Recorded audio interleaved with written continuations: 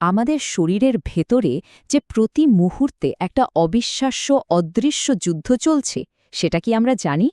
বাইরের শত্রু মানে জীবাণুদের বিরুদ্ধে আমাদের শরীর ঠিক কিভাবে লড়াই করে, আজকের এই আলোচনায় আমরা সেই অসাধারণ গল্পটাই শুনব। চলুন শুরু করা যাক। আজকের এই আলোচনায় আমরা ধাপে ধাপে দেখব কিভাবে আমাদের শরীরের প্রথম সারির সেনারা শত্রুকে বাধা দেয়, তারপর কিভাবে বিশেষ বাহিনী এসে যোগ দেয়, কিভাবে শরীর শত্রুকে মনে রাখে, আর সবশেষে এই শক্তিশালী কোষগুলো আসলে কোথা থেকে তৈরি হয়। এই যে দেখুন, এই ছবিটা, এটাই হলো আমাদের শরীরের ভেতরের সেই যুদ্ধক্ষেত্রের একটা ম্যাপ। প্রথম দেখায় হয়তো একটু জটিল মনে হতে পারে, কিন্তু ঘাবড়ানোর কিছু নেই। আমরা একসাথে এই ম্যাপের প্রত্যেকটা অংশ বুঝে নেব। তো গল্পের শুরুটা হয় ঠিক সেই মুহূর্তে যখন কোনো রোগ জীবাণু বা প্যাথোজেন আমাদের শরীরের সুরক্ষা বলয় ভেদ করে ভেতরে ঢুকে পড়ে। তখন সবার আগে কারা এগিয়ে আসে বলুন তো? তার আগে চলুন জেনে নিই এই প্যাথোজেন জিনিসটা কি। খুব সহজ কথায়, প্যাথোজেন হল যে কোনো জীবাণু, যেমন ভাইরাস বা ব্যাকটেরিয়া, যা আমাদের শরীরে রোগ তৈরি করতে পারে। এরাই হলো আমাদের গল্পের ভিলেন বা বহিরাগত শত্রু। এই শত্রুর মোকাবিলায় প্রথমেই ঝাঁপিয়ে পড়ে ইননেট ইমিউনিটি বা আমাদের সহজাত রোগ প্রতিরোধ ব্যবস্থা। এটা হলো শরীরের একেবারে প্রথম সারির প্রতিরক্ষা ব্যবস্থা, যা কোনো শত্রু মিত্র না দেখেই যে কোনো অনুপ্রবেশকারীর বিরুদ্ধে সঙ্গে সঙ্গে লড়াই শুরু করে দেয়। আর এই প্রথম সারির সেনাদের মধ্যে আছে ম্যাক্রোফেজ, যারা শত্রুকে আস্ত গিলে ফেলে; নিউট্রোফিল, যারা খুব দ্রুত আক্রমণ করে; ডেনড্রাইটিক সেল, যারা শত্রুর তথ্য সংগ্রহ করে উপর মহলে খবর পাঠায়; আর আছে ন্যাচারাল কিলার সেল, যারা আক্রান্ত কোষগুলোকে খুঁজে বের করে সরাসরি ধ্বংস করে। এরাই হলো আমাদের শরীরের ফার্স্ট রেসপন্ডার্স। কিন্তু যদি এই প্রথম সারির সেনারা শত্রুকে পুরোপুরি কাবু করতে না পারে, তখন গল্পে একটা নতুন মোড় আসে। তখন ডাকা হয় বিশেষ বাহিনীকে। তো প্রশ্নটা হলো, যখন এই ফার্স্ট রেসপন্ডাররা শত্রুর সংখ্যা বা শক্তির কাছে পেরে ওঠে না, তখন ঠিক কি ঘটে? ঠিক তখনই আসরে নামে অ্যাডাপটিভ ইমিউনিটি বা অভিযোজিত রোগ প্রতিরোধ ব্যবস্থা।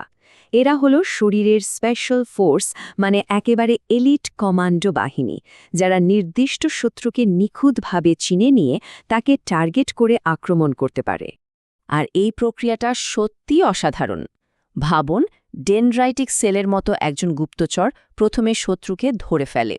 এরপর সে শত্রুর সব তথ্য নিয়ে টি সেল নামের একজন কমান্ডারের কাছে যায়। সেই কমান্ডার তখন বি সেল নামের এক অস্ত্র বিশেষজ্ঞকে সক্রিয় করে। আর সবশেষে এই বি সেল প্লাজমা সেলে পরিণত হয়ে শত্রুর জন্য একদম মাপ মতো অ্যান্টিবডি তৈরি করে, যা শত্রুকে একেবারে ধ্বংস করে দেয়। কি দারুণ একটা সিস্টেম, তাই না? কিন্তু অ্যাডাপটিভ ইমিউনিটির সবচেয়ে বড় শক্তি হল এটা শত্রুকে মনে রাখতে পারে। আর এটাই তার চূড়ান্ত অস্ত্র, ইমিউন মেমরি বা রোগ প্রতিরোধ ক্ষমতা। পার্থক্যটা একবার দেখুন। প্রথমবার যখন কোনো নতুন শত্রু আক্রমণ করে, আমাদের শরীরকে তৈরি হতে প্রায় 10 থেকে 20 দিন সময় লেগে যায়, আর লড়াইটাও হয় বেশ দুর্বল। কিন্তু দ্বিতীয়বার যদি সেই একই শত্রু ফিরে আসে, শরীর মাত্র 1 থেকে 4 দিনের মধ্যে এমন এক শক্তিশালী পাল্টা আক্রমণ চালায়, যা শত্রুর কল্পনাতেও নেই। আসুন এবার গ্রাফটা একটু দেখি। এই যে নিচের দিকে যে ধীরগতির রেখাটা দেখছেন, এটা হলো প্রথম লড়াইয়ের গল্প। দেখুন কতটা সময় লাগছে আর শক্তিও কত কম। আর এবার ওপরের দিকে তাকান, দেখেছেন খাড়া রেখাটা? এটাই হলো দ্বিতীয় লড়াইয়ের শক্তি, কতটা দ্রুত আর কতটা মারাত্মক।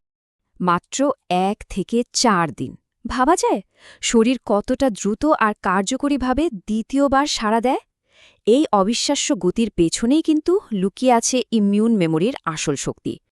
তো এর পেছনের আসল কারিগর কারা? এরা হলো মেমোরি সেল।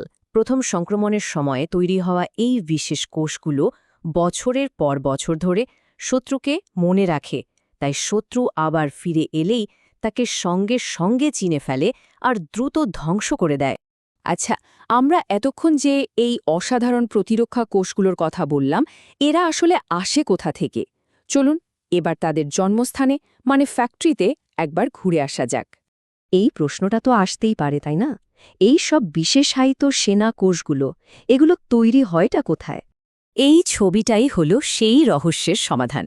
আমাদের শরীরে সমস্ত রক্তকণিকা আর ইমিউন কোষের জন্ম হয় অস্থিমজ্জা বা বোন ম্যারোতে থাকা বিশেষ স্টেম সেল থেকে। এই অসাধারণ প্রক্রিয়াটাকেই বলা হয় হেমাটোপোয়েসিস।